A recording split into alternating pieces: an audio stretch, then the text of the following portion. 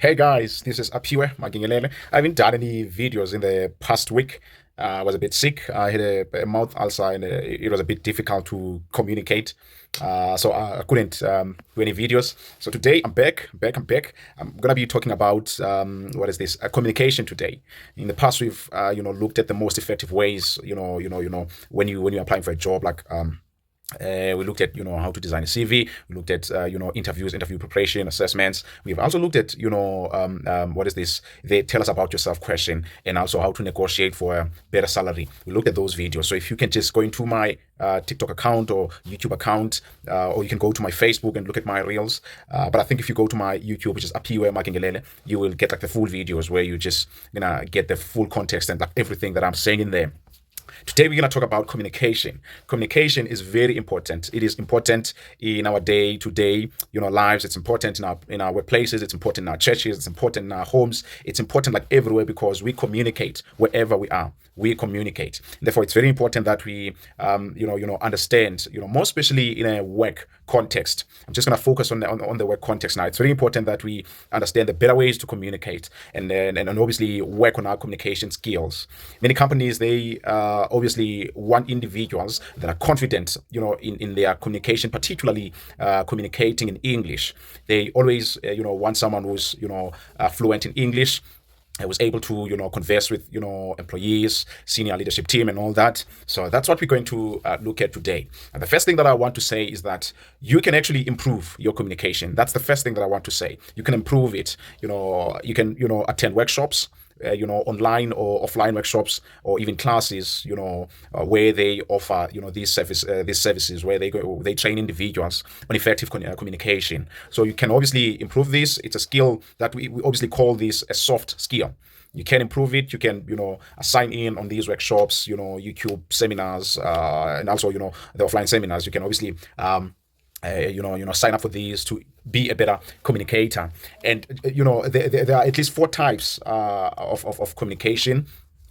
Four types of communication, and the first one it is your verbal communication, and that's what I'm doing now. I'm speaking, and that's verbal. And then the second one is non-verbal. Non-verbal is the facial appearance, the movement of hands, and all those things. That's communicating. It can actually tell if whether the individual is upset. Like now, I'm smiling, and obviously when you're smiling, it's because you're excited about something, happy about something, and all that. And then I can change my face, if I'm upset about something. So that's non-verbal. And then the other one is visual communication, and that's obviously looking at graphics, like pictures, art, drawing, though that's your visual. And it's very important to understand that, very important to understand when to use your visual communication, and obviously communicate with other people just to understand if they're happy with it, they understand it. You don't want to do something that people are not going to understand. And then the last one is going to be a written communication, and that's it would be your emails, it would be your writing a letter, cover letter, or all these things. They will fall under written communication. So these, you will obviously understand these better when you sign up for these workshops that I've spoken about, or these online classes or offline classes, attend seminars, and obviously you're trying to improve your communication. You want to be a better communicator. You want to be effective in your communication. Obviously, they're gonna deep dive into these four elements of communication, and make you understand, and obviously help you in communicating better with all these four aspects that I've just given you. Obviously, when you communicate, you want to be concise. You want your communication to just hit to the point, be concise, straight to the point. More especially if you, let's say you are in a board meeting, you're presenting some numbers, you're given time there. Let's say you're given 5 minutes to present your financials or whatever that you're going to be presenting in the board meeting. And obviously you want your communication to be clear. You want your communication to be concise. You want to reflect confidence as you are communicating to these people so that they trust what you're saying. And obviously, one other thing that we always need to look at when we working on our communication is looking at our voice. Don't be too soft, and at the same time, don't be too loud.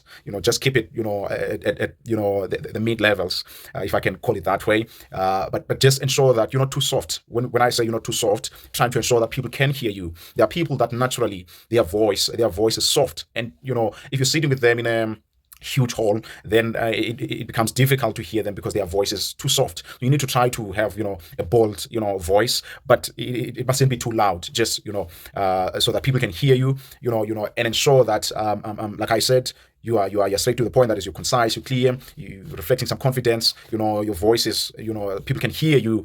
Those things are very important. And another thing that's very important is language.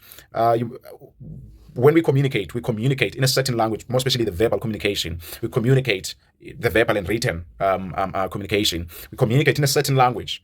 It becomes difficult when you go into an interview, and we know, I'm just going to talk about South Africa. Interviews are done in English. They are conducted in English. So if you get in there and then you speak, Zulu or Xhosa or Sotho, then there's going to be, that barrier. There's going to be a lot of misunderstanding because the language is not the same. So that's another thing that we always have to work on.